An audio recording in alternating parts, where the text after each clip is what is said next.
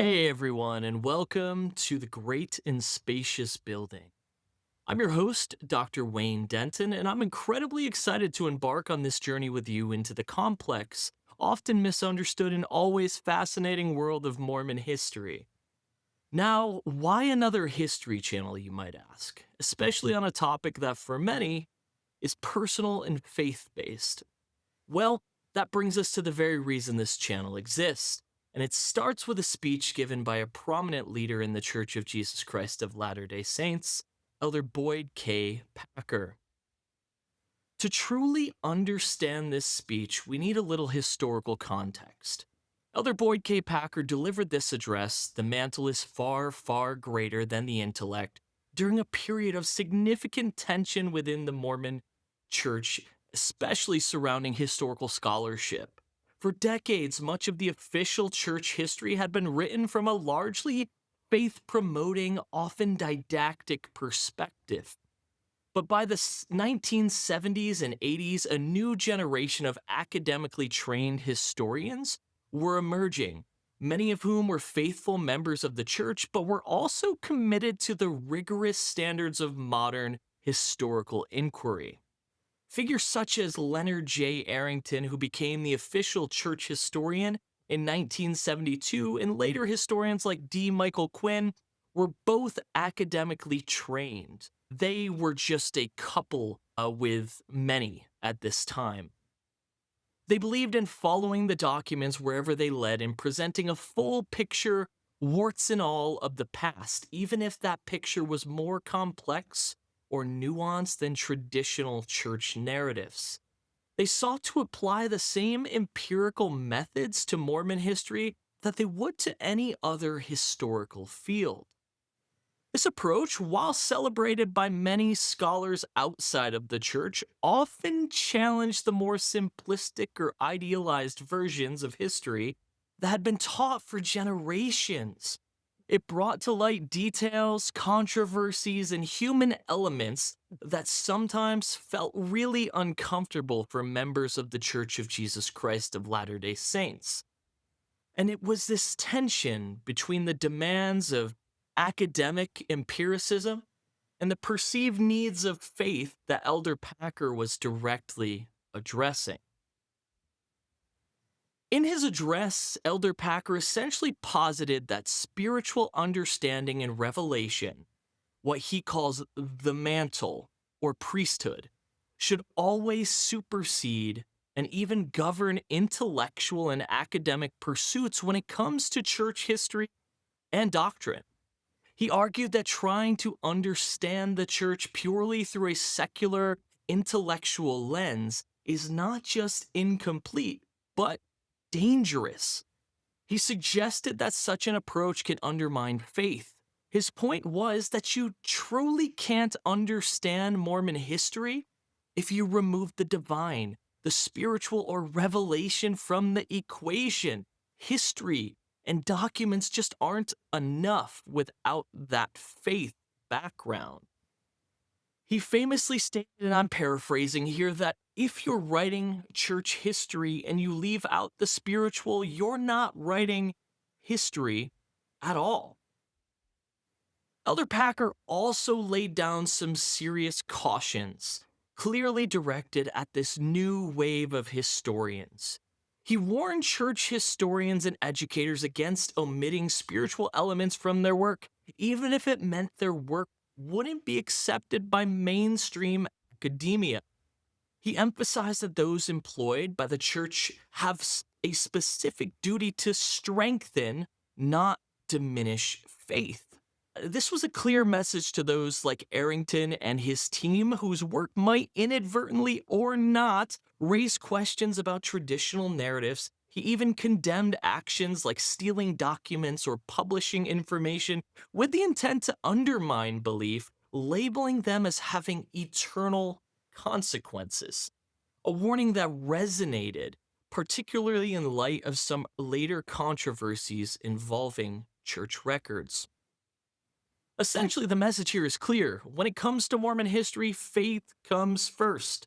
Scholarship is permissible, but only if it ultimately serves to affirm and build belief, and if it acknowledges and prioritizes the spiritual narrative.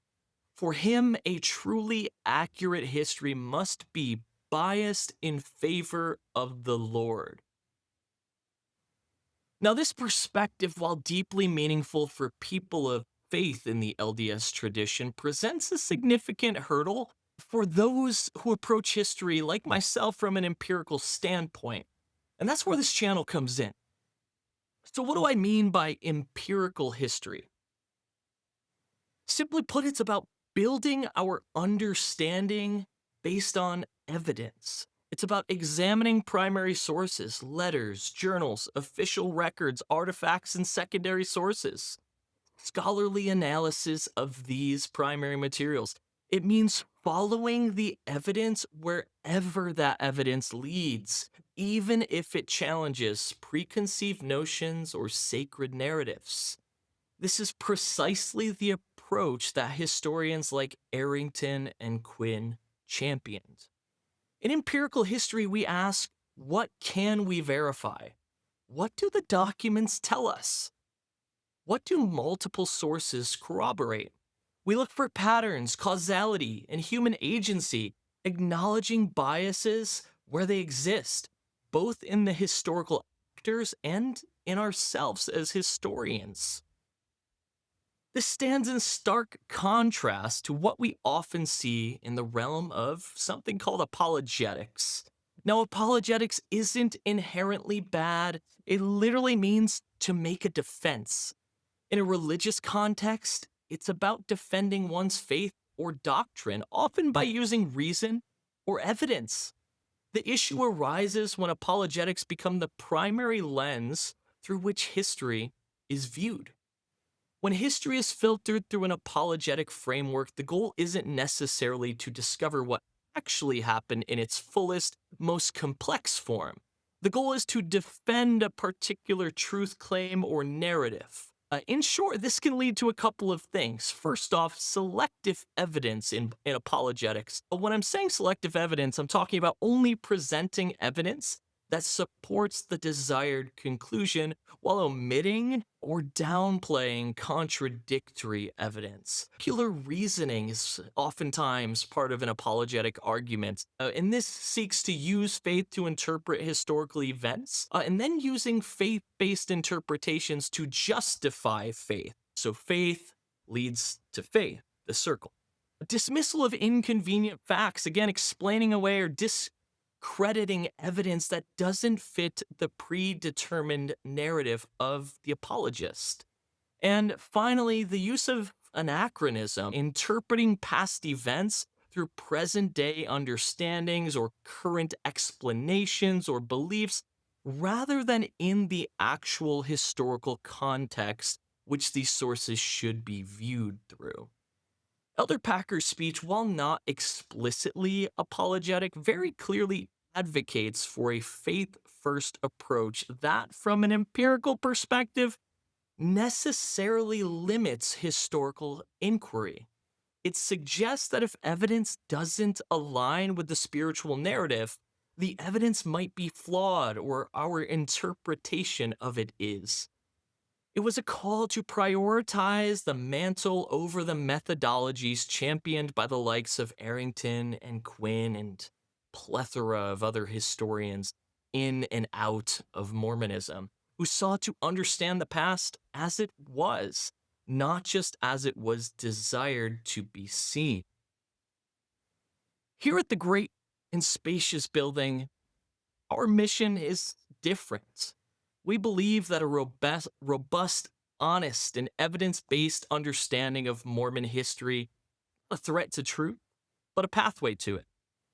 Whether you're a believing member, a former member, an academic, or simply curious to understanding the historical complexities, the human story and the verifiable facts allows for a richer, deeper, and ultimately more authentic engagement with this remarkable past.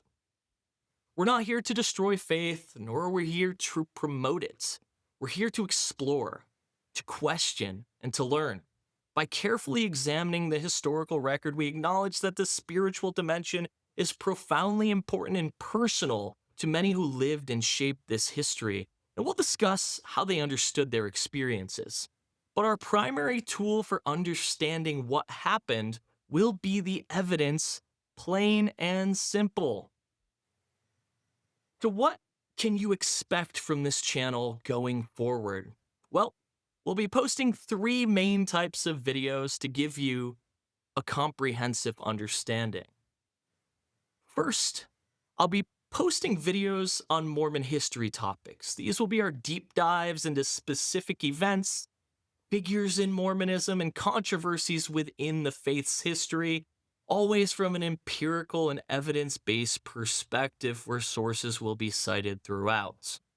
Second, Mormon history, historiography, and reading list. This is where we'll get a little bit more academic, discussing how history is written and different approaches historians have taken over time. And I'll end these videos by recommending books and articles for your own future study, so you can see that I'm not just making stuff up, that these sources really exist. Think of it as a guide to navigating the vast landscape of Mormon historical scholarship. And finally, I'll also be posting, because I'm a US history teacher, I'll be posting general US history topics. Part of this is I just love US history. The other part is the Mormon side of things. Mormonism is a United States and American born religion, and Mormon history doesn't exist in a vacuum. We'll explore the broader topics in American history that provide crucial context for understanding the Latter-day Saint experience, showing both how it influenced and was influenced by wider historical trends. And looking a bit further down the road, we're also excited to introduce possible one-on-one interviews for anyone who wants to pop in.